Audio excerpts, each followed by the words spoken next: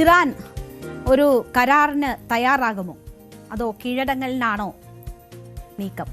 America വലിയ ഭീഷണി ഉയർത്തിയിരിക്കുകയാണ്. എന്താകും സംഭവിക്കുക എന്നത് എല്ലാവരും ഉറ്റുനോക്കുന്നു. ഇറാനുമായി നിലവിൽ ചർച്ചകൾ പുരോഗമിക്കുകയാണെന്ന അവകാശവാദമാണ് US പ്രസിഡന്റ് ഡൊണാൾഡ് ട്രംപ് നൽകുന്നത്. ഒരു പുതിയ കരാറിൽ ഒപ്പുവെക്കാനുള്ള ഇറാന്റെ അവസാനത്തെ അവസരമാണ് ഇത് എന്നാണ് ട്രംപ് നൽകുന്ന മുന്നറിയിപ്പ്. US-മായി നേരിട്ടുള്ള യാതൊരു ചർച്ചകളും നടക്കുന്നില്ലെന്ന ഇറാന്റെ ആവർത്തിച്ചുള്ള നിഷേധങ്ങൾക്കിടയിലാണ് ട്രംപിന്റെ പ്രസ്താവന. അമേരിക്ക ഇറാൻ സംഘർഷത്തിന് പരിഹാരം കാണാൻ നയതന്ത്ര ശ്രമങ്ങൾ സജീവമായി തുടരുകയാണെന്ന് ഖത്തർ വിദേശകാര്യ മന്ത്രാലയവും അറിയിക്കുന്നുണ്ട്. ഇരു രാജ്യങ്ങൾക്കുമിടയിൽ ചർച്ചകൾക്ക് വഴിയൊരുക്കാനും നിർദ്ദേശങ്ങൾ കൈമാറാനും എല്ലാ മധ്യസ്ഥ രാജ്യങ്ങളും അടുത്ത് സഹകരണത്തോടെ പ്രവർത്തിക്കുന്നുണ്ട് എന്നും മന്ത്രാലയം വ്യക്തമാക്കുന്നു. അപ്പോൾ ചർച്ചയിലേക്കാണോ കാര്യങ്ങൾ നീങ്ങുന്നതെന്നതാണ് നമ്മൾ നോക്കുന്നത്. ഇറാന്റെ അഭ്യർത്ഥന പ്രകാരമാണ് ചർച്ചകൾ നടക്കുന്നതെന്നും സൗദി അറേബ്യ, UAE, ഖത്തർ എന്നീ രാജ്യങ്ങളുടെ പിന്തുണ ഈ ചർച്ചകൾക്കുണ്ട് എന്നുമാണ് ട്രംപ് അവകാശപ്പെടുന്നത്. സൈനിക നടപടി എന്ന അന്തിമ തീരുമാനത്തിലേക്ക് കടക്കുന്നതിന് മുൻപ് ഇറാൻ ഒരവസരം കൂടി നൽകാൻ താൻ ആഗ്രഹിക്കുന്നു എന്നതാണ് ട്രംപ് സൂചിപ്പിക്കുന്നത്. എന്നാൽ ഇറാനെതിരെയുള്ള സൈനിക പദ്ധതികൾ എപ്പോഴും നിലവിലുണ്ട് എന്നും ട്രംപ് പറയുന്നുണ്ട്. സൈനിക നടപടി ഒഴിവാക്കാൻ ഒരു കരാറിലെത്താൻ ഇറാൻ തന്നെയാണ് അമേരിക്കയെ സമീപിച്ചിരിക്കുന്നത് എന്നതാണ് ട്രംപ് പറയുന്നത്. ചർച്ചകൾ വേഗത്തിൽ പുരോഗമിക്കുമെന്നാണ് പ്രതീക്ഷിക്കുന്നത്. ഇറാൻ ഒന്നുകിൽ പുതിയൊരു ആണവ കരാറിൽ ഒപ്പുവെക്കാൻ തയ്യാറാകണമെന്നും അല്ലാത്ത പക്ഷം പൂർണ്ണമായും കീഴടങ്ങേണ്ടി വരുമെന്നുമാണ് ട്രംപ് പറയുന്നത്. US-ന്റെ കടുത്ത നാവിക ഉപരോധത്തെ തുടർന്ന് ഇറാനിലേക്ക് ഒരു സാധനവും ഇപ്പോൾ എത്തുന്നില്ല എന്ന് ട്രംപ് പറയുന്നുണ്ട്.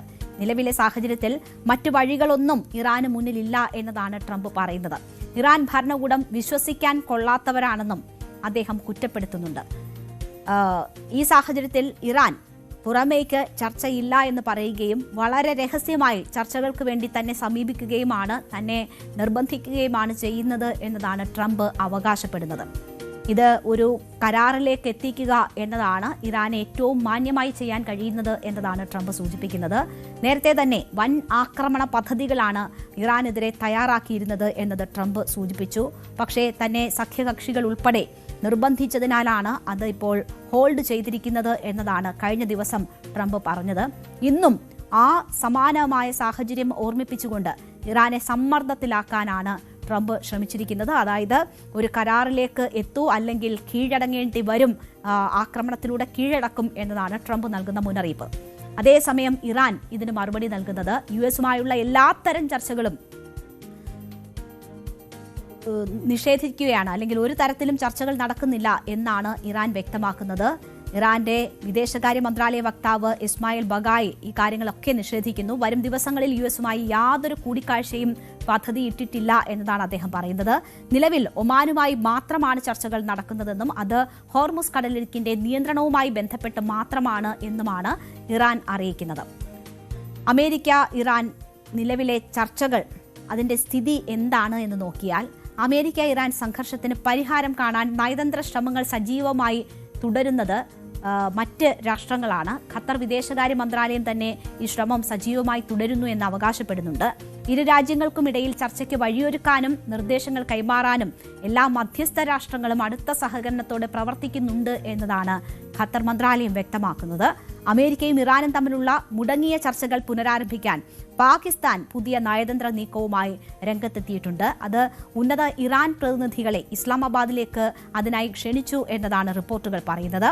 പാകിസ്ഥാൻ വിദേശകാര്യമന്ത്രി ഇഷാഖ് ദർ ഇറാൻ വിദേശകാര്യമന്ത്രി അബ്ബാസ് അരാഗ്ചിയുമായി ഫോണിൽ സംസാരിച്ച് ഇസ്ലാമാബാദ് സന്ദർശിക്കാൻ ക്ഷണിച്ചു എന്നതാണ് വിവരം. എന്നാൽ പാകിസ്ഥാൻ ദേശീയ അസംബ്ലി സ്പീക്കർ അയാസ് സാദിഖ് ഇറാന്റെ പ്രധാന ചർച്ചാ പ്രതിനിധി മുഹമ്മദ് ബാഖർ ഖാലിബാഫിനെയും ഈ ആഴ്ച പാകിസ്ഥാനിലേക്ക് ക്ഷണിച്ചതായി റിപ്പോർട്ടുകളുണ്ട്. അപ്പോൾ മധ്യസ്ഥ ശ്രമങ്ങൾ നടത്തുന്ന രാഷ്ട്രങ്ങളാണ് ഇപ്പോൾ പ്രധാനമായും ചർച്ചയ്ക്കുള്ള സാധ്യതകൾ ഒരുക്കുന്നത്. എന്നാൽ ഇറാൻ ഇതുവരെ ഈ പാകിസ്ഥാന്റെ ക്ഷണത്തോടൊന്നും ഔദ്യോഗികമായി യാതൊരു പ്രതികരണവും നടത്തിയിട്ടില്ല. ഇറാൻ നേരിട്ട് അമേരിക്കയുമായി ചർച്ചകൾ നടത്തുന്നില്ല എന്നത് ആവർത്തിക്കുന്നുണ്ട്. എന്നാൽ പാകിസ്ഥാനും ഖത്തറും ഇരു രാജ്യങ്ങൾക്കുമിടയിൽ വീണ്ടും ഒരു കൂടിക്കാഴ്ചയ്ക്കുള്ള തീയതിയും വേദിയും കണ്ടെത്താനുള്ള മധ്യസ്ഥ ശ്രമങ്ങൾ തുടരുന്നു എന്നതാണ് വിവരം. മുമ്പും ഇരു രാഷ്ട്രങ്ങൾക്കുമിടയിലെ സംഘർഷം കുറയ്ക്കുന്നതിൽ പാകിസ്ഥാൻ നിർണായക പങ്ക് വഹിച്ചിരുന്നു. ഖത്തറും ഒമാനും ഒക്കെ ആ നിലയിൽ ഇടപെട്ടിരുന്നു. ആ നിലയിൽ തന്നെയുള്ള ഒരു ചർച്ചയുടെ സാധ്യത തേടലാണ് ഇപ്പോഴും നടക്കുന്നത്. ട്രംപ് സൂചിപ്പിച്ചിട്ടുള്ള 3 പ്രധാനപ്പെട്ട കാര്യങ്ങളുണ്ട്. ഒന്ന്, ഹോർമുസ് കടലിടുക്ക് ഉടൻ തുറക്കണമെന്നതാണ്. ഇറാന്റെ ആണവ ഭീഷണി അവസാനിപ്പിക്കണമെന്നതാണ് മറ്റൊന്ന്. മേഖലയിലെ സംഘർഷം കുറയ്ക്കണം എന്നതാണ് 3 നിർദ്ദേശങ്ങൾ ഇപ്പോൾ ട്രംപ് വെച്ചിരിക്കുന്നത്.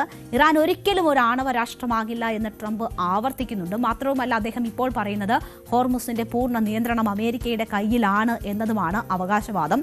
അതുകൊണ്ട് തന്നെ ഇറാന്റെ മുന്നിൽ മറ്റൊരു വഴിയുമില്ല എന്നതാണ് ട്രംപ് സൂചിപ്പിക്കുന്നത്. അമേരിക്കയോ ഇസ്രയേലോ പുതിയ ആക്രമണം നടത്തിയാൽ ശക്തമായി തിരിച്ചടിക്കും എന്നതാണ് പക്ഷേ ഇറാൻ നൽകുന്ന മുന്നറിയിപ്പ്. ഇറാന്റെ ഊർജ്ജ അടിസ്ഥാന സൗകര്യങ്ങൾ ആക്രമിക്കപ്പെട്ടാൽ Saudi Arabia, UAE, Qatar, Israel എന്നിവിടങ്ങളിലെ ഊർജ്ജ കേന്ദ്രങ്ങൾ ലക്ഷ്യമിടുമെന്നും ഇറാനുമായി ബന്ധപ്പെട്ട മാധ്യമങ്ങൾ റിപ്പോർട്ട് ചെയ്തിട്ടുണ്ട്.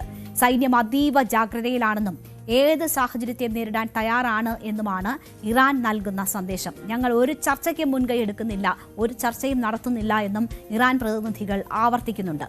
ഹോർമുസ് കടലിടുക്കിൽ കപ്പലിന് നേരെ ആക്രമണമുണ്ടായി എന്ന ഒരു വാർത്ത കൂടി ഏറ്റവും ഒടുവിൽ വരുന്നുണ്ട്. ഒമാന് സമീപമുള്ള ഹോർമുസ് കടലിടുക്കിൽ ഒരു കപ്പലിന് നേരെ ആക്രമണമുണ്ടായതായി ബ്രിട്ടീഷ് സമുദ്ര സുരക്ഷാ സ്ഥാപനമായ വാൻഗാർഡാണ് അറിയിച്ചിരിക്കുന്നത്. സംഭവത്തിൽ ഒരു ജീവനക്കാരനെ കാണാതായതായും റിപ്പോർട്ടുണ്ട്. പക്ഷേ ഇതിന്റെ കൂടുതൽ വിവരങ്ങൾ പുറത്തു വന്നിട്ടില്ല. അങ്ങനെ ഹോർമുസിൽ ആക്രമണങ്ങൾ നടക്കുകയാണ് എങ്കിൽ ചർച്ചകൾ എന്താകും, ചർച്ചകളുടെ ഭാവി എന്താകും എന്നതൊരു ചോദ്യമായി നിൽക്കുകയാണ്. ഒരു ഭാഗത്ത് വലിയ സമ്മർദ്ദം ട്രംപിന്റെ ഭാഗത്തുനിന്നുണ്ട്, അതേപോലെ തന്നെ ഭീഷണിയുടെ സ്വരവും ട്രംപ് ഉയർത്തുന്നുണ്ട്. ഇറാൻ ആ വെല്ലുവിളിക്കൊന്നും മുഖം കൊടുക്കുന്നില്ല, അതിനൊന്നും വഴങ്ങുന്നില്ല എന്നൊരു സന്ദേശമാണ് ഇപ്പോൾ നൽകിക്കൊണ്ടിരിക്കുന്നത്. മധ്യസ്ഥ രാഷ്ട്രങ്ങൾ നടത്തുന്ന ഇടപെടലിൽ മാത്രമാണ് ചെറിയൊരു പ്രതീക്ഷയുള്ളത്. ആ ചർച്ചകൾ നടക്കുന്നു എന്നത് മാത്രമാണ് ഇപ്പോഴത്തെ ആശ്വാസം. ഏതായാലും പശ്ചിമേഷ്യയിലെ സ്ഥിതി കലങ്ങിത്തെളിയാത്ത നിലയിൽ തന്നെ തുടരുകയാണ്. താൽക്കാലികമായി ഈ ആക്രമണം നിർത്തിവെച്ചിരിക്കുന്നു എന്നത് മാത്രമാണ് ആശ്വാസമായിട്ടുള്ളത്.